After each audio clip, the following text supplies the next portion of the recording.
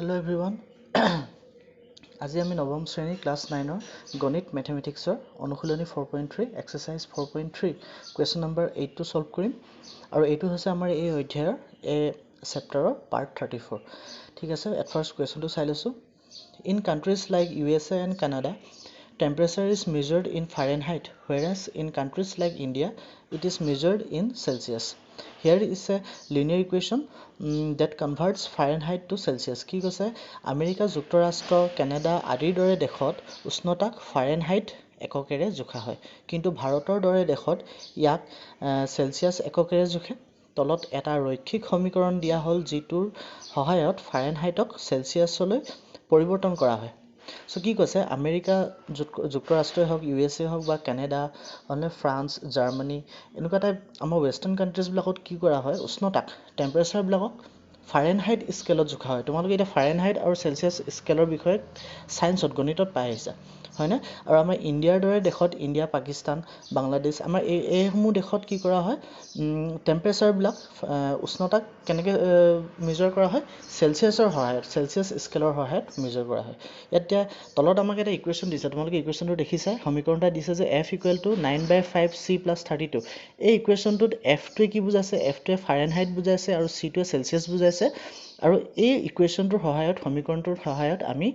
ফাৰেনহাইটত দিয়া উষ্ণতাটোক টেম্পাৰেচাৰটোক সেলসিয়াছলৈ লৈ যাব পাৰো আৰু সেলসিয়াছত কিমান হয় এটো উলিয়াব পাৰো আৰু সেলসিয়াছত থকা উষ্ণতাটোক টেম্পাৰেচাৰটোক ফাৰেনহাইটত কিমান হ'ব তাকো আমি উলিয়াব পাৰো হলনে এটা ৰোমান নম্বৰ 1 ত আমাক কৈছে draw the graph of the linear equation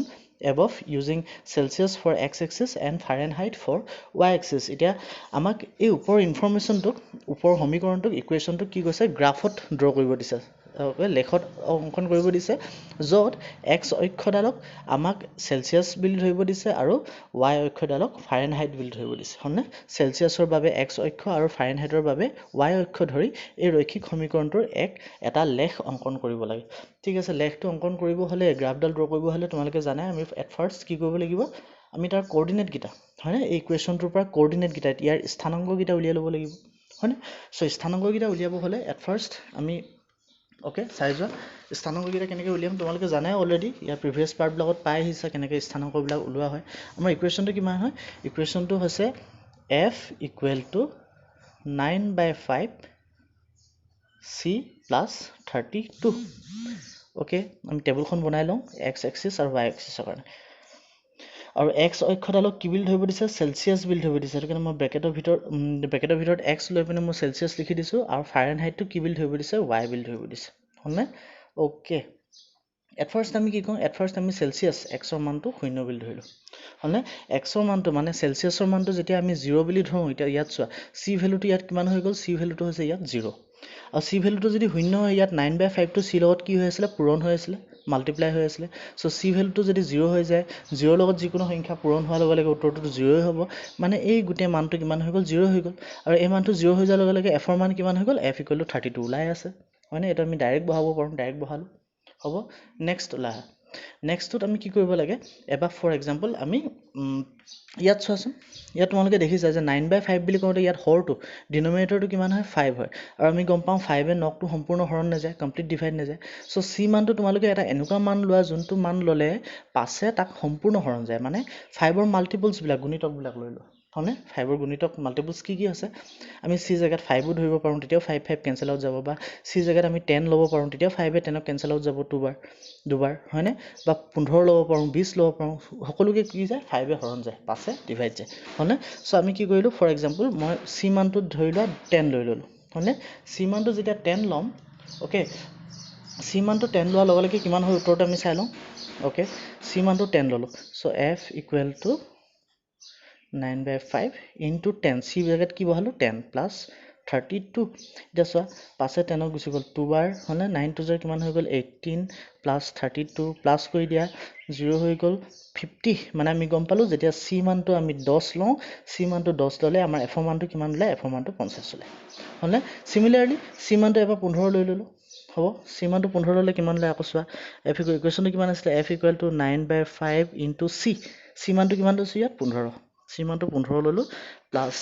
32 হলনে 5 এ এবাৰ 15 ক কেবাৰ যাব তিনিবাৰ যাব এইটো 27 হৈ গ'ল প্লাছ 32 হয়নে 9 3 গুণ 27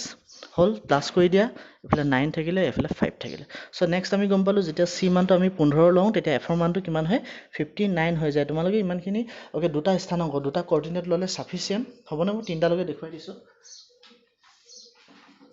এটা নেক্সট আমি কি কৰিম এতিয়া আমি এই কোঅৰ্ডিনেট গিটা এই স্থানাংক গিটা গ্ৰাফখনত বহাই দিম মানে মই গ্ৰাফখন অলৰেডি ড্ৰ কৰিয়ে থৈছো ওকে মই অকল মানগিটা ইয়াত বহাব লাগে মানগিটা বহাবৰ কাৰণে প্ৰথমতে আমি মানগিটা লৈ লওঁ হয়নে মানগিটা কিমান পাইছিলো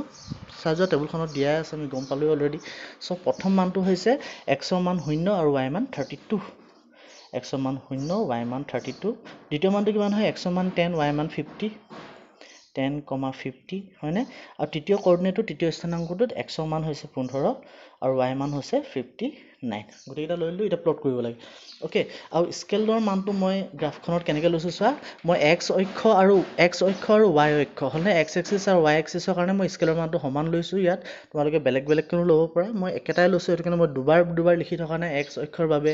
y অক্ষৰ বাবে বুলি সেপাৰেট কৰা নাই মই একেলগতে লৈ আহিছো 10 small square equal to 5 unit 10 টা সৰু বৰ্গ সমান 5 একক লৈছো হয়নে 0 পৰা 5 লৈকে কিমান আছে 10 টা সৰু বৰ্গ আছে আৰু 10 টা সৰু বৰ্গ সমান মই কিমান কে লৈছো 5 মানে 5 একক কেন লৈছো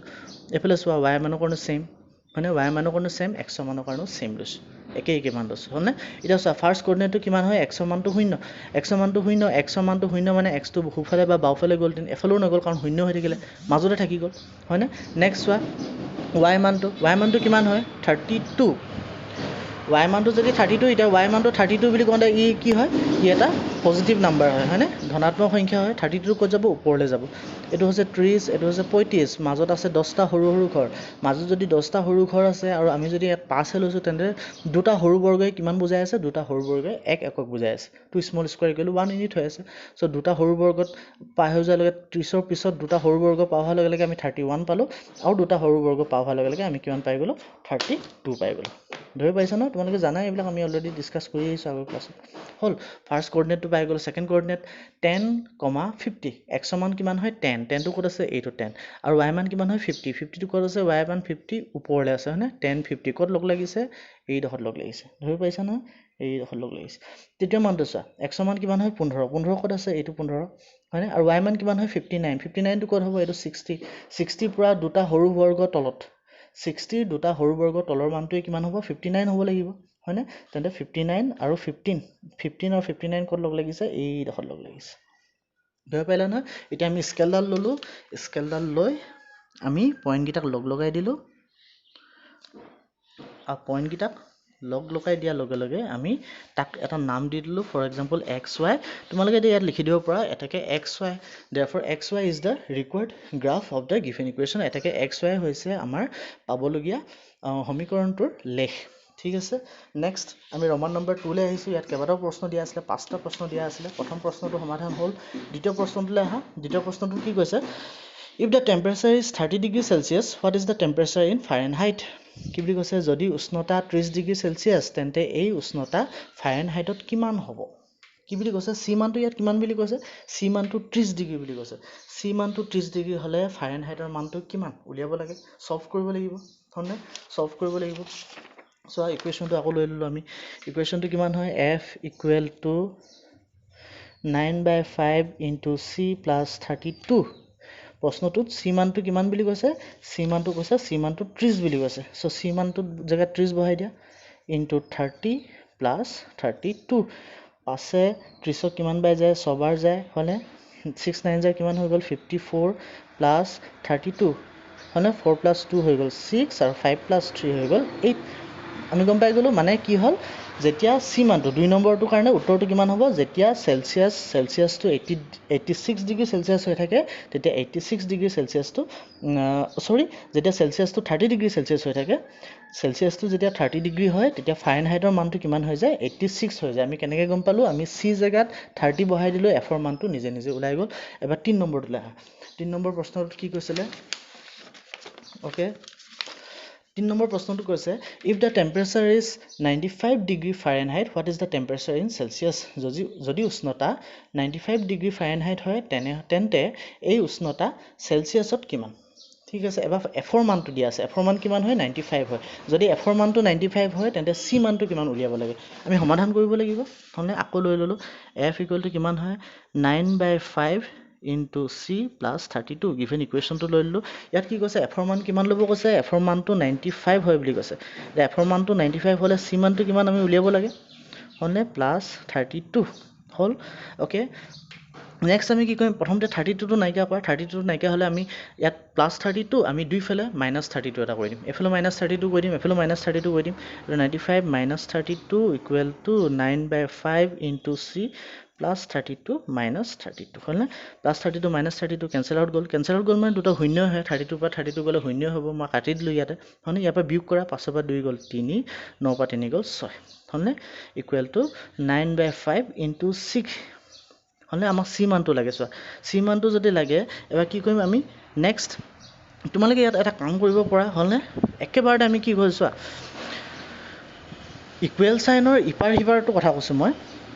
ইকুৱেল সাইনৰ এপাৰে যদি যিকোনো এটা সংখ্যা যোগ হৈ থাকে ই ইকুৱেল সাইনৰ ইপাৰে গলে সদায় বিয়োগ হৈ যায় মই ৰাখিবা আৰু বিয়োগ হৈ থকা বস্তুটো ইকুৱেল সাইনৰ ইপাৰে বা হিপাৰে গলে সদায় যোগ হৈ যায় আৰু তেনেকৈ হৰণ হৈ থকা বস্তুটো সদায় ইকুৱেল সাইনৰ ইপাৰে গলে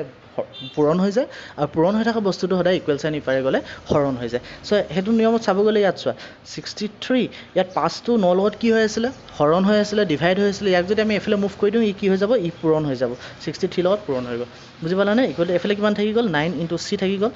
নেক্সট চোৱা ইয়াত c লগত 9 টো আমাৰ c মানটো লাগে সো 9 টো c লগত কি হৈছে পূৰণ হৈ থকা বস্তুটো ইকুৱেল সাইন ইপাৰে গলে কি হৈ যায় বুলি কৈছো মই হৰণ হৈ যায় এৰ কাৰণে 9 টো যদি এফালে গুছি আহিব কিমান হৈ যাব 63 into 5/9 equal to c হৈ গল বুজি পালা না নেক্সট চোৱা 9 এ 63 কেনসেল আউট যায় কিমান বাৰ যায় 7 বাৰ যায় হনে 7 9 63 নেক্সট চোৱা c মানটো ওলাই গল এটা 7 into 5 7 5 7 5 গুণ কিমান হয়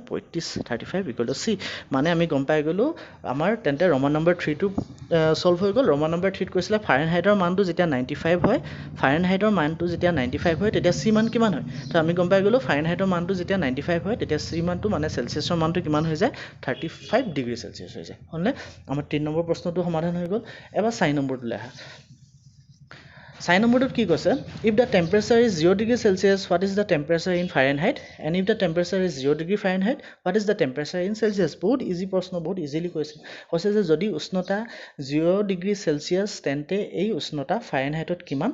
আৰু যদি উষ্ণতা 0 ডিগ্ৰী ফাৰেনহাইট হয় তেন্তে এই উষ্ণতা সেলসিয়াছত কিমান মানে সেলসিয়াছৰ মানটো শূন্য হলে ফাৰেনহাইটৰ মানটো কিমান হ'ব প্ৰথম সুধিছে দ্বিতীয়বাৰ সুধিছে যদি ফাৰেনহাইটৰ মানটো শূন্য হয় তেনে হলে সেলসিয়াছৰ মানটো কিমান হ'ব আমি সমাধান কৰিব লাগিব সমাধান কৰাৰ কাৰণে আমি উলিয়াব নোৱাৰো তাৰ প্ৰশ্ন উত্তৰকিটা হয়নে ইকুৱেশনটো কিমান হয় f =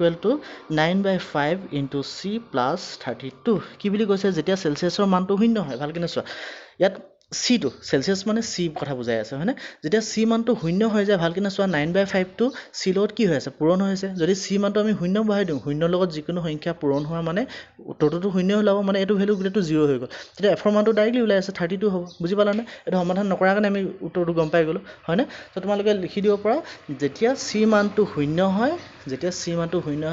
তেতিয়া ফাৰেনহাইটৰ মানটো কিমান হয় ফাৰেনহাইটৰ মানটো কিমান হৈ যায় 32 হৈ যায় বুজি পালানে নেক্সট ৰমান নম্বৰ 2 লে নেক্সট কি কৈছিলে যদি ফাৰেনহাইটৰ মানটো শূন্য হয় তেতিয়া c মানটো কিমান হয় বুলি কৈছে ঠিক আছে এটো আমি যেতিয়া ফাৰেনহাইটৰ মানটো শূন্য হয় তেতিয়া c মানটো কিমান ফাৰেনহাইটৰ মানটো শূন্য বুলি কৈছে ফাৰেনহাইটৰ জায়গাত শূন্য বহাই দিয়া হলে 9/5 into c plus 32 নেক্সট আমি অলপ আগত কৈছিলে ইয়াত এটো আমি কি বুলি লিখিব পাৰো 0 into 9c/5 বুলি লিখিব পাৰো plus 32 গম পাইছা কেনে লিখিব পাৰিছো হয়নে ভগ্নাংশ বিলাক যেতিয়া পূৰণ হয় তোমালোকে গম পাই তেতিয়া লবটো সদায় লবৰ লগত পূৰণ হয় হৰটো হৰ লগত পূৰণ হয় হয়নে নিউমেৰেটৰটো নিউমেৰেটৰ লগত মাল্টিপ্লাই হয় ডিনোমিনেটৰ লগত মাল্টিপ্লাই হয় ইয়াত c টো কি হয় c টো লব হয় ই হৰ নহয় হৰ কিমান আছে 1 আছে যোনটো লুকাই আছিল ইয়াত হয়নে সো 9 into c 9c হৈ যাব আৰু 5 into 1 5 হৈ যাব plus 32 বুজি পালানে নেক্সট চোৱা মই কৈছিলো ইয়াত 9c/5 ৰ লগত 32 টো কি হৈ আছে ইয়াত যোগ হৈ আছে মই কৈছিলো যে যোগ বিয়োগ হৈ থকা সংখ্যাবিলাক যেতিয়া ইকুৱেল সাইন ইপাৰ বা হিপাৰলে গুচি যায় তেতিয়া কি হৈ যায় হি নিজৰ চিহ্নটো চেঞ্জ কৰি দিয়ে সো ইয়াত প্লাস 32 ইফালে গুচি গলে কিমান হৈ যাব -32 হৈ যাব বুজি পালা না আৰু কিমান থাকি গল 9c/5 থাকি গল নেক্সট আমি ওপৰত দেখাইছো -32 = 9c/5 হলনে নেক্সট চোৱা এটা 9c লগত 5 টো কি হৈ আছে হৰণ হৈ আছে হৰণ হৈ থকা বস্তুটো ইকুৱেল সাইন ইফালে গুচি আহিলে কি হৈ যায় পূৰণ হৈ যায় সো -32 into 5 = 9c হৈ গল হলনে আমাক c মানটোৱে লাগে নেক্সট চোৱা c লগত 9 টো কি হৈ আছিল c লগত 9 টো আকৌ কি হৈ আছিল পূৰণ হৈ আছিলে মাল্টিপ্লাই হৈ আছিলে তাক যদি এফালে লৈ আনো কি হৈ যাব হৰণ হৈ যাব ডিভাইড হৈ যাব চ' -32 * 5/9 = c বুজি পালানে ইয়াক এতিয়া সমাধান কৰিব লাগে -32 * 5 কিমান হ'ব চোৱা 5 * 10 0 1 থাকিলে হয়নে 15 + 1 16 হৈ গ'ল -60/9 = c এতিয়া -60 9 চ' 160 9 ডিভাইড কৰিব লাগে 160 9 ডিভাইড কৰিলো 1 বাৰে যাব 9 হৈ গ'ল হলনে 16 - 9 = কিমান থাকিলে 16 - 9 = 7 থাকিলে 0 আহি গ'ল হয়নে নেক্সট কি হ'ব নেক্সট এতিয়া চোৱা 70 ডিভাইড কৰিব লাগে 7 9 * 63 আমি গম পা 8 9 * 72 নহ'ব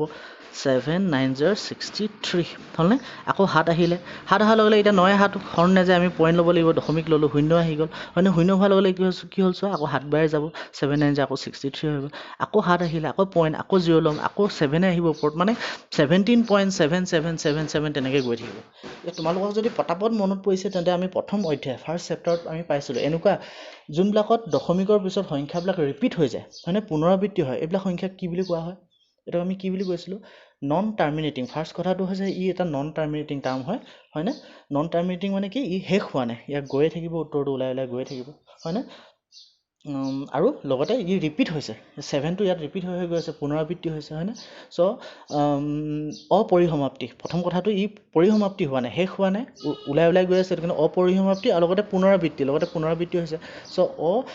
এনেকুৱা সংখ্যাবিলাকক আমি কি বুলি কৈছিলোঁ এনেকুৱা সংখ্যাবিলাকক আমি ইৰেচনেল নাম্বাৰ বুলি কৈছিলোঁ হয়নে অপৰিমেয় সংখ্যা বুলি কৈছিলোঁ আৰু তোমালোকে জানা মেথডবিলাক মনত আছে ইয়াত 7 টো যেতিয়া ৰিপিট হৈ আছে যিহেতু পইণ্ট পিছত 7ৰ পিছত সংখ্যাকেইটা আকৌ 7 7 হৈ আছে আৰু 7 কেইটা সদায় 5ক কেনে ডাঙৰ হয় তেন্তে এনেকুৱা কেছত আমি কি কৰিব পাওঁ 17.1 এটা 7ৰ লগত প্লাছ কৰিলোঁ এইটো 8 হৈ গ'ল আৰু এনচাৰটো আমি তাতে ফিনিছ কৰি দিব পাৰোঁ হয়নে আমি কিমান বুলি ধৰিব পাওঁ 17.8 বুলি ধৰিব পাৰোঁ তোমালোকে জানাই এইবিলাক লোৱাৰ ক্লাছত পাই আহিছা হয়নে চ' আমি গম পাই গ'লোঁ যে যেতিয়া এফৰ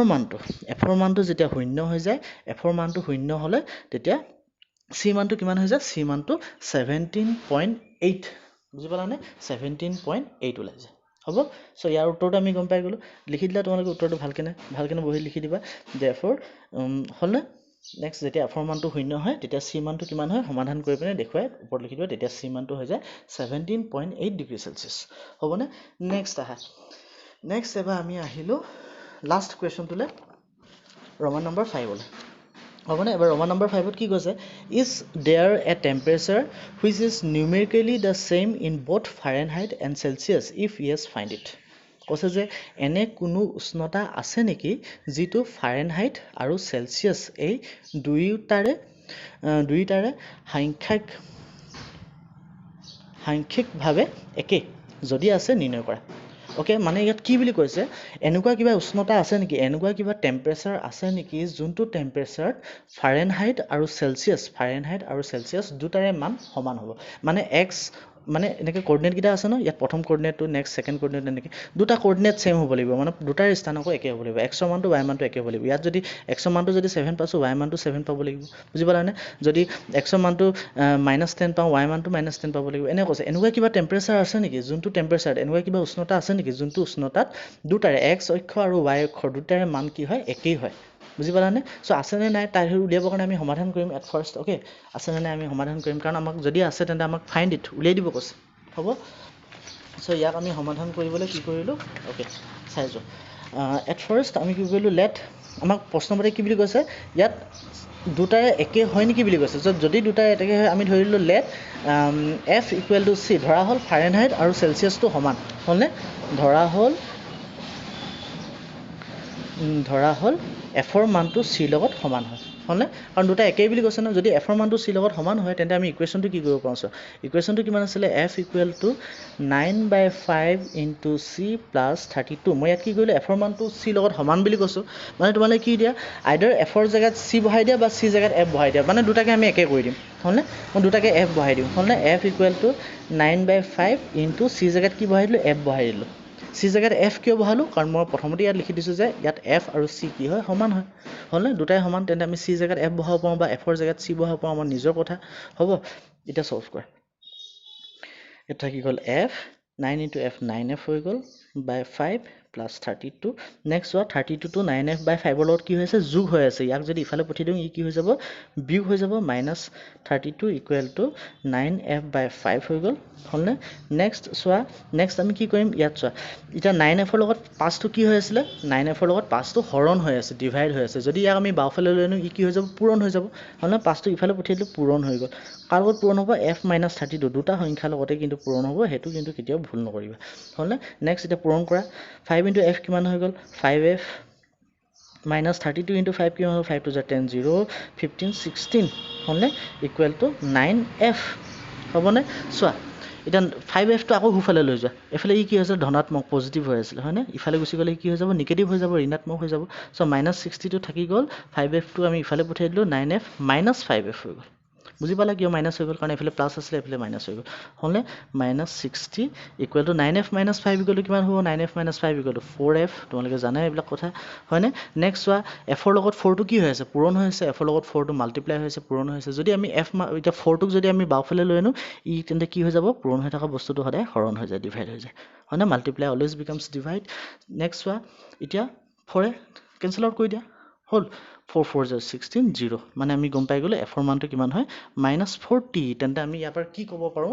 f ৰ মানটো -40 পোৱাৰ লগে লগে আমি এটা কথা গম পালো যে হয় কথাটো হয় যে এনেকুৱা এটা উষ্ণতা আছে য'ত f আৰু c মানকেইটা কি হয় একেই হয় আৰু সেই মানটো কিমান হয় -40 হয় মানে কোঅৰ্ডিনেটত ক'ব গ'লে -40, -40 এই কোঅৰ্ডিনেটটোত এই স্থানাংকটোত কি হ'ব f আৰু y মানটো দুটাই সমান হৈ থাকে হয়নে কথাটো এতিয়া হয় নে নহয় আমি হেতু প্ৰমাণ কৰিব পাৰোঁ কেনেকৈ প্ৰমাণ কৰিম আমি গ্ৰাফডালে হেতু প্ৰমাণ দি দিব আমাক হয় নে নহয় কথাটো ভালদৰে চোৱাচোন কিমান পাইছিলো -40, -40 হয়নে x ৰ মানটো কিমান হয় -40 -40 ক'ত আছে এইটো হল এইটো -40 আৰু y মানটো -40 y মানটো -40 ক'ত আছে এইটো -40 চোৱাচোন দুটা সমান হয় নে নহয় চোৱাচোন ইয়েস দুটা ইকুৱেল হৈছেগে মানে অকমান গ্ৰাফডাল বেকা হৈছে তোমালোকে ষ্টেট কৰিলে দেখিব পাৰিলা যে কথাটো সত্য হয় ঠিক আছে হ'বনে সো ষ্টুডেন্টস যদি তোমালোকৰ ভিডিওছ বিলাক ভাল লাগিছে don't forget to like share and subscribe thank U